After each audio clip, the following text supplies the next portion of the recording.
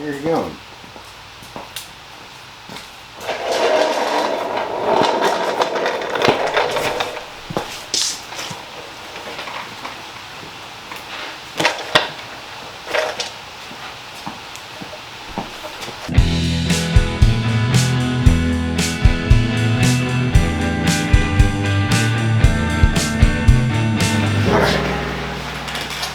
Thanks for coming back. Well, I mean, we've been on hiatus now for 3 weeks, and the clamor from our audience has been deafening. It's a special Wednesday night episode, or we're filming Wednesday, we'll release it Monday. Yeah. So, we filmed an episode, and it was really, really bad. Which meant it probably was really, really good. Yeah, we weren't jiving at all. I was bored editing it. You'd be bored watching it. And then I went to the RA rally. And then you went to Barber. And now I'm leaving Friday again for Mississippi. It's hard to get help these days. Yeah. Well, Mikey comes in at noon, leaves at 1, takes 3 hours for lunch. You know, the Europeans take like 2 months off. Yeah, well, Europeans pay $10 for gas too. It's because they don't do anything. Well, go to Spain. We might have to edit that out. Just lose a bunch of. I mean, they do something. They just don't do it. They do it at a slower pace than we do. They built all the motorcycles we work on. That's true. But they did that like 20 years. Stopped doing it. Like, how long ago was 1995? 27 years ago. You might have a future as a calculator. Yeah, I'm amazed that you go to the store and you wait in line and you're trying to, come on, we got to go. And I go, well, we can't figure this out. Well, what's the problem? Well, we're trying to take 10% of this number. We don't have our calculator. Can't take 10% of a number. Yeah. It's a sad state of affairs. But you couldn't figure out Apple Pay. I handed you my phone. Well, that's not normal stuff. Taking 10% of a number is normal stuff. It's normal stuff for me now. Well, 10%, yeah, that's egregious. You move a decimal point one place. It's not hard to figure out. So nice. So we wanted to touch base a little bit today about the Barber Festival. Why not talk about where we've been?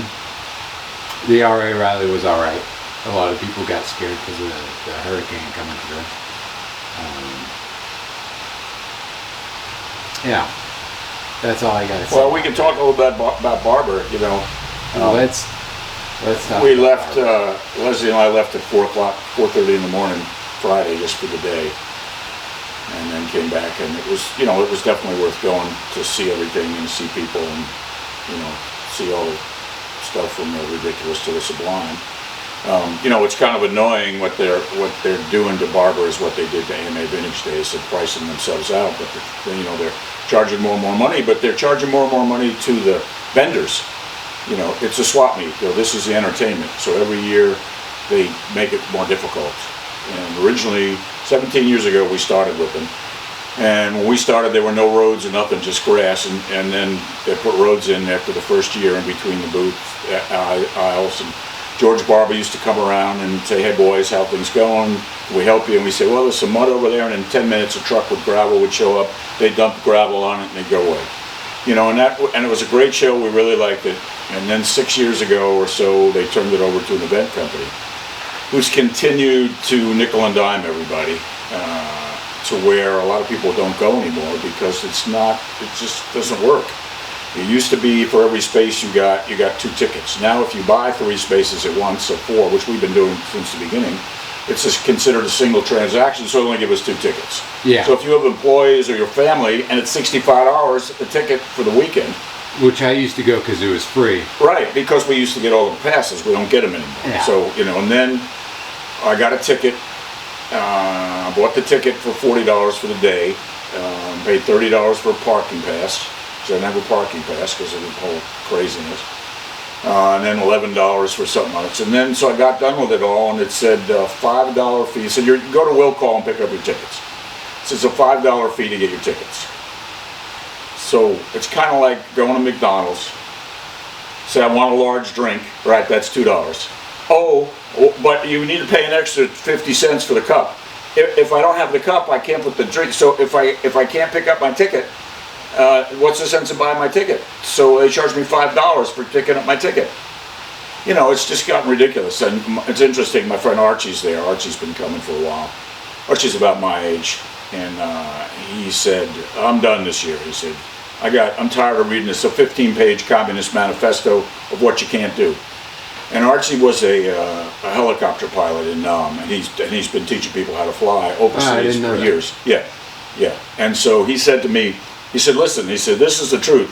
He said, I'd rather fly a combat support mission than come back here next year. He said, because there were no rules there. You just did whatever you had to do. He said, here, it's ridiculous. You know, Duck had a dog. They made him tie his dog up. They said, you can't have your dog. And yet people are walking down the aisles with their dogs.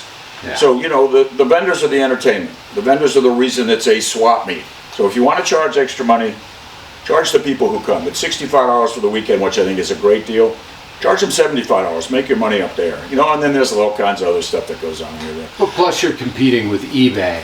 So if you make it hard to vend there, we don't really have any incentive to vend there. Plus, it's more for the people. Plus 5 or 6 or 7 years ago, the state of Alabama decided they wanted tax on everything. So, you know, if you're a person who, you know, has the BMW's your hobby, and you go there and you're selling your parts, you have to you have to pay tax when it's done. If you have them at your house and people come and buy them, or they buy your motorcycle from you, you don't pay any tax.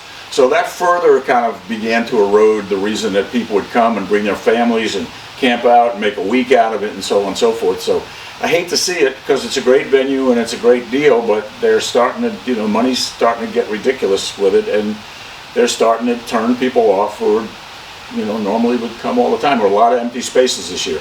Some of them may have been because of the hurricane in Florida, but I know a lot of people who didn't show up and said, I'm done. You know, I'm not doing this anymore. I'm not paying the money. I'm not abiding by their rules. Yeah. You know, remember how it used to be and how it is now, and, you know, so on and so forth. But it was kind of fun. We went to get on a tram. You know, they have trams that take it. It's such a giant place. You get on a tram. The trams are cool. Yeah, and so we get on the tram, and I'm leaning back. I got my Boxerworks shirt on. The guy in the corner goes, hey, I got one of those shirts. Well, yeah, he goes, yeah, I got one. I watch you guys on Instagram all the time. He said, where's your across the left stuff? I've been watching it and it's gone. Here it is. And so I said, oh, so we talked a little, and he said, yeah, you guys need to talk about the R90S and this, that, and the other. I said, we put something out, you got questions, give them to us. We're happy to answer your questions. Yeah. So we're telling you, if you got questions, it could be about the economic situation in Ethiopia. We'll make something up if we don't know it. But, you know, we're here to entertain and talk a little bit about motorcycles and, you know, the whole trades. Yeah, and I don't go to barber because I'm super allergic to the grass. And when I camp on it, my face swells up. Which, well, don't camp on it. I tried to take Benadryl one year. But you know how do you ever take Benadryl? Benadryl doesn't bother me at all. But okay, I know it makes some people sleepy. And so I woke up just groggy that morning to the sound of you. Just, yeah, I slept great last night. It sounded like, and I know it was you being nice, because you'd probably been up since like 5. Well, 4 is what time. Yeah, and just been quiet for 2 hours. And it sounded like you were right outside my tent. Just I was right outside your tent. Just screaming inside it.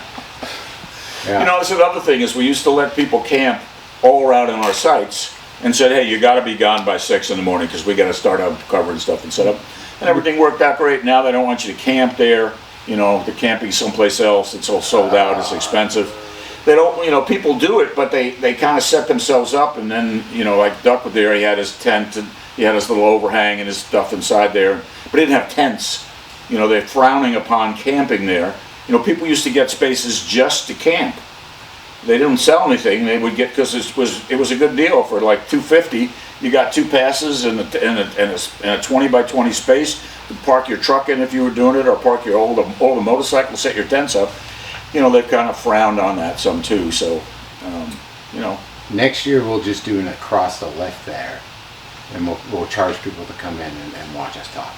Well, there was a German magazine, something Classics. They contacted me about wanting to do an interview. And I said I'd be there Saturday, but then I ended up there on Friday. So I called them and we talked, and they said, "Well, guys, I don't have my cameraman here, so we'll do something else." He said, "I live in LA. We'll do something else soon, and we'll get in touch with you." With this one, he was wanting to know about Barber in general, some of the same stuff we're talking about here. So Yeah. you know, I mean, Barber's, you know, there's just great stuff there, and it's nice seeing the people that we deal with, or people we've worked for, people who's bought parts, or people watch us on IG. You know, it's just fun. One of my favorite stories about you at Barber was we met the guys who did Iron and Air magazine, which is kind of a big deal. Like, it's a big magazine. And first off, you kept on calling it Iron and Ice. And then you told the guy, he goes, "Well, I could buy another magazine way cheaper." And I was Yeah, like, this is a pretty glossy, expensive magazine. Hey, man, you gotta be yourself, you know? no, that's the story, is that you are always you. There's no turning you off. I thought it was, you know, I've become a lot more diplomatic in my old age, you know. I think a little bit, before I insult somebody, or I speak with my part, I think a little bit about it, and then I'd probably say it anyway, but I might temper it a little bit, Yeah. you know. No, So, it's a good story. Yeah.